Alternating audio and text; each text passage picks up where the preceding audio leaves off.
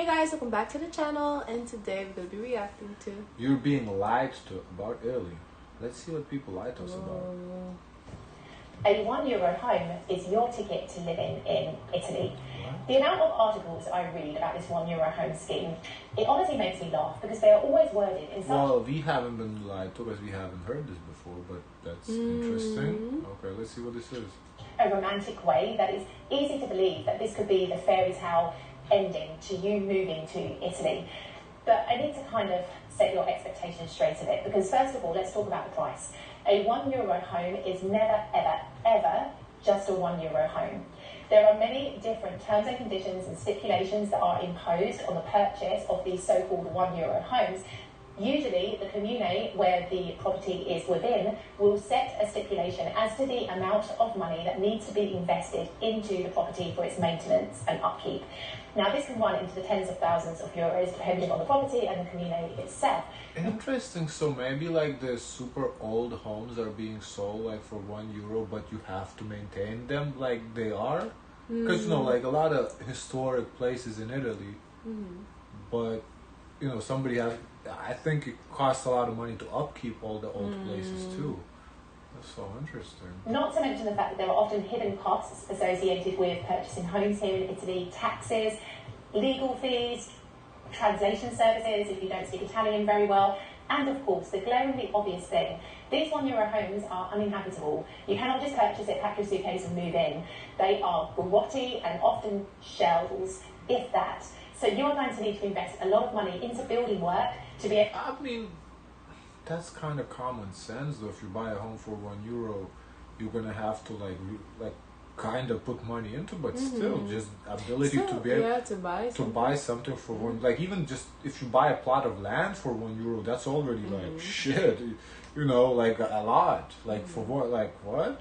I've never heard of this. Be able to bring the home to a living standard, which means you're going to have to invest into building services, unless of course you are skilled enough to be able to do the work on your own, in which case you're going to be investing a whole heap of time and energy.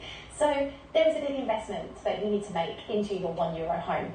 Now, don't get me wrong, I do think that if you come from a big city like London or New York, for example, where the cost of housing is just ludicrous, it's just ridiculous, the thought of purchasing a €1 home, even with the added extras that you have to invest on top of it, still seems to be a better prospect financially than actually buying a home fit for purpose back in your own country. So I do understand why the... I feel like now we need to do a reaction to the €1 homes. What is? Maybe maybe there's a video of somebody buying it and like kind of bringing it up to code, or that's so interesting. Temptation is there for people who want to buy this type of home. But there's another thing that you need to really consider. The whole idea behind this scheme is to breathe life back into severely underpopulated towns and villages across Italy. Over the years, these towns and villages have seen people leave in droves to move to bigger cities. There's no people. Well, right. Just the ghosts.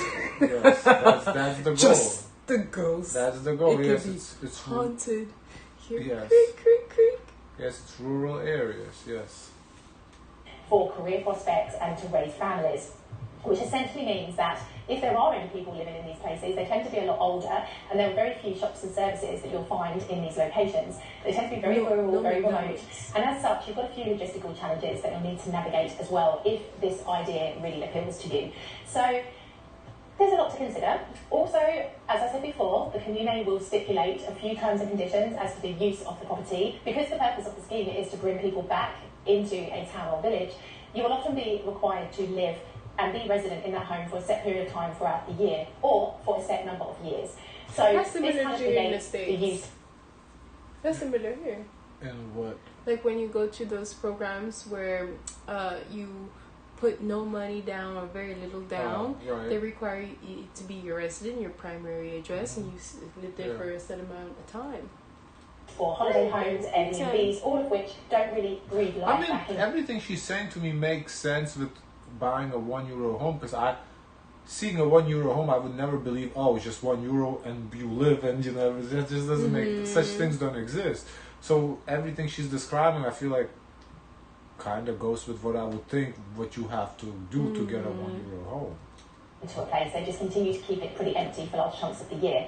So Like, how naive do you have to get to be to see, oh, €1, oh, I give €1, I live in a villa. Like, come on. There are a few restrictions to this kind of scheme. It isn't as straightforward as you may well have imagined, and so you do have to consider this, as well as the fact that if you come from a country where a visa is necessary to live in Italy, please know that being a homeowner here in Italy does not guarantee you the right to be a permanent resident here. It's a very different situation.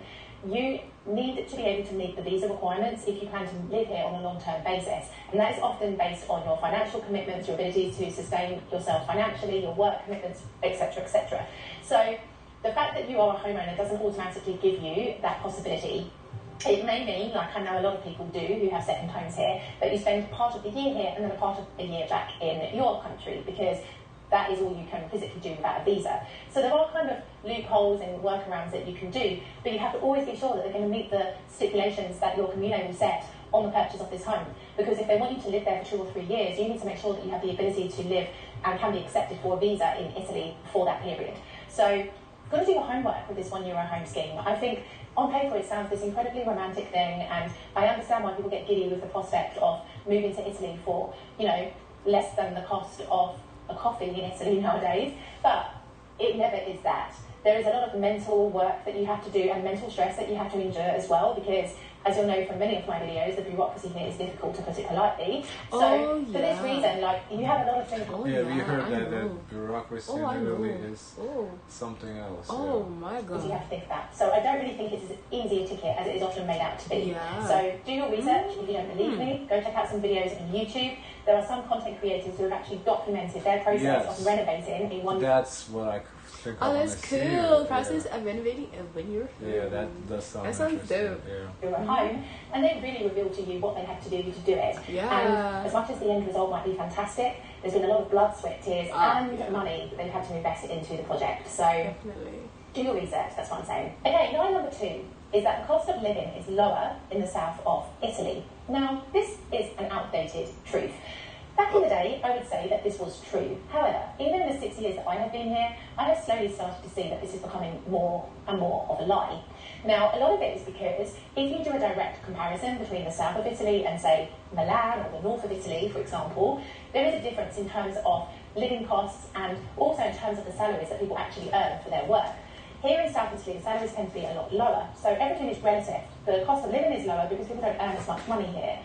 But in recent months and years, things have slowly been creeping up in price. Consider when I first moved to Italy back in 2018, I could get a coffee at a bar for 80 cents. Now the typical average is €1 to €1.20. So the cost of things have been increasing rapidly, yet people's income has remained stagnant. So now we are arriving at a point where actually it is becoming a bit expensive. That's unfortunate. What gets everybody is that the income is not moving up. Same everywhere, same. The prices go up, but the income stays. Because I can understand when the price go up, but the income gonna come up too. Live here in the south of Italy to survive and to get by. Not to mention the fact that there are some typical tourist destinations here in the south of Italy, which means that if you plan to locate and move to one of those places, things are naturally going to be more expensive there just because of where you are in the world. So you do have to consider very much these particular aspects. And let's not forget about taxes. The tax system here in Italy is wild. And, you know, every year the taxes increase. So it is quite expensive to live in all of Italy, I would say. Yes, if you're going to do a direct comparison to where you come from, maybe you're coming from London, New York, another part of the world where things are super expensive, initially on the surface you're going to be like, this is so cheap. But once you're living here and you are accustomed to the everyday life here, you will soon begin to realise that actually some things are pretty expensive. I don't know, based on our reactions, I wouldn't say Italy's that cheap. Like, we've seen, you know, the food's costs, the restaurants, and everything.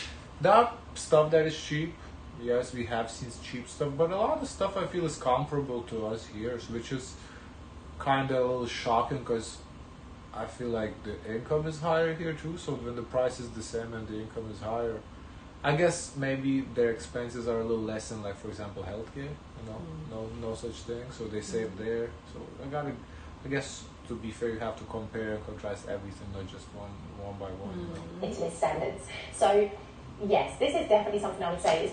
But anyway, my point is, it doesn't really seem that cheap, you know, of a country like, oh my god, everything's so cheap, you know. even more outdated as the months roll on and the cost of everything just continues to spiral. Okay, let's talk about line number 3. You'll never find a job in Italy. Oh my goodness, this is like all I keep reading about in expat groups. It's the number one thing that I was told. And I wonder if it's a requirement in most places that you speak Italian, though, because now that might be, for some people they might never find a job because they just don't speak the language. So that might be a caveat. First expressed the desire to move to Italy back in 2018. You'll never find a job. But I've been working here for 6 years without a break, even during the pandemic. So I'm the first person to tell you that if you want to make something happen, you absolutely can. Now, there are a few caveats here. I don't speak Italian fluently yet. I am getting better, but I'm not at that point where I could accept a job where I would have to speak in Italian. Oh, so I guess not every job. Okay.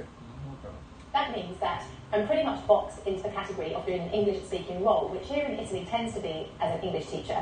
It is one of the so-called easier jobs to obtain, just because there is a real demand for English teachers here in Italy. But even if it's not something you want to do forever, I really strongly believe it is a fantastic experience. You learn something. Yeah, I don't know, especially if your passion is not education, like if you didn't go to school for education, if you never wanted to do education, to go and just be like working education because that's the only thing you can do. Yeah. That's kind of like a waitering as a teenager, like in your early 20s. When you're in college, you waiter. That's kind of like a job as a waiter. So that's kind of like that type of gig where you're like, I don't. If that's not your passion, then yeah, I speak English. I can teach English, but like I have no interest in doing it. It's just a little interesting. About yourself. And you learn so much about the culture here, and you gain so much valuable experience of having worked in Italy. So don't turn your nose up at it. A lot of people are like, oh my gosh, another English teacher.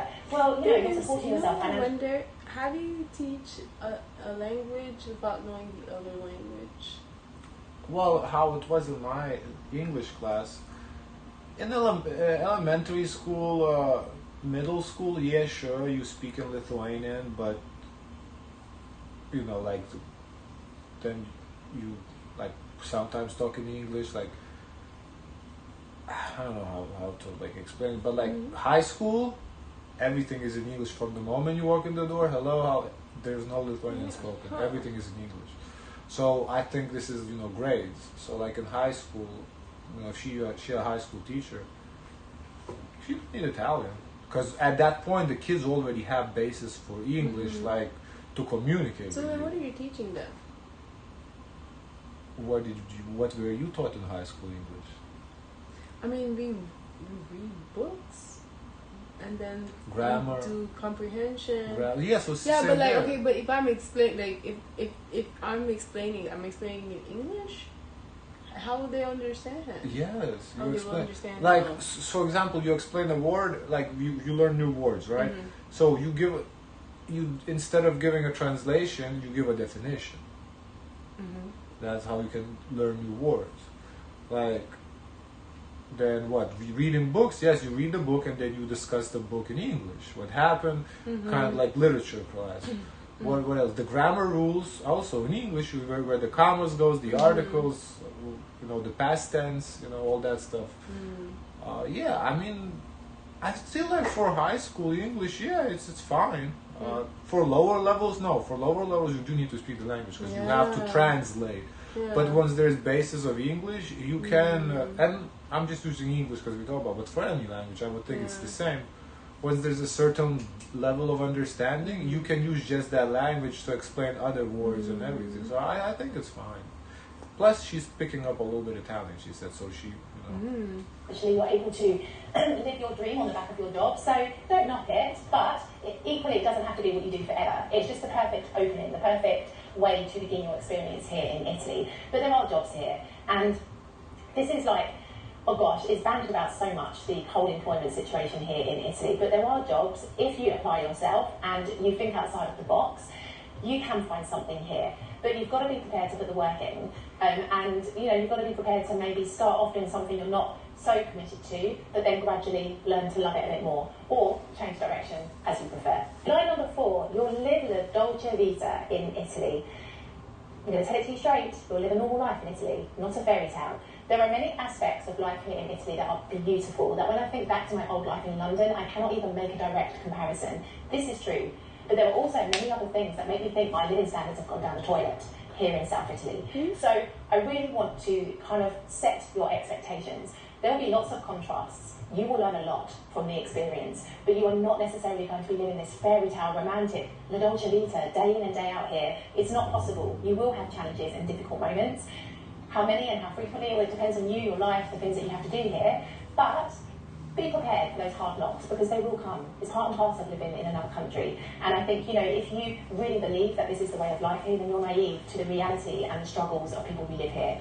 Because I live in South Italy and it's hard for many people here. And I see the beauty and I see the abundance and I see all of the amazing magical things that most tourists that come here see. But then I also see the old people who are rummaging through the dustbins trying to find something to wear. I see people who are looking for food on the streets, homelessness. I see a lot of stuff here. So, I have a really balanced perspective, I would suggest. It's not always a Dolce Vita, it's just normal everyday life. And if you can accept that and be okay with that, then I think you'll be just fine. Okay, my final... Once again, I feel that's kind of common sense. If you feel that doesn't exist, that means you maybe live in one place your whole life. If you lived in at least 2-3 places, you can kind of know, okay, in every place I lived is the same, and the fourth place is going to be the same. Like, it's not going to be any different. But I guess if you spend your whole life in, like, one place, then maybe you like a little naive thinking, oh, somewhere else is something different, Lie that you've been told is that Italy is one country. It isn't. It's many countries. In fact, it's so many countries, I can't even put a number onto it. It is a multitude of experiences and countries rolled into one. It is completely the most complicated place I think I could ever have imagined to live in. Do your research, because if you plan to move here, your experience in one part of Italy will vary wildly to your experience in another part. Put it this way, if I were living in Bologna, my life would be 100% different to how it is here in Palermo, for many reasons: climate, weather, the amount of money I can earn, public transport infrastructure, etc., etc., etc. So do your research, because Italy is complicated. You don't notice this when you come here on holiday. No, you don't. You see Italy as being everything you ever imagined it to be. But when you actually spend a decent amount of time here and you really get to understand the intricacies and the historical fallouts that this country still clings on to, you understand that it's super complicated. And so it's not one country at all. It's like 1,001 countries rolled into one. And so do your research if you really do plan to live here. So I hope that this video... That's it, a good video. I liked it. It gave a little different perspective, a little realism instead of idealism. Nice. Guys, of course, let us know your thoughts. Don't forget to like, comment, and subscribe. Join the Discord, and as always, share as much kindness as possible.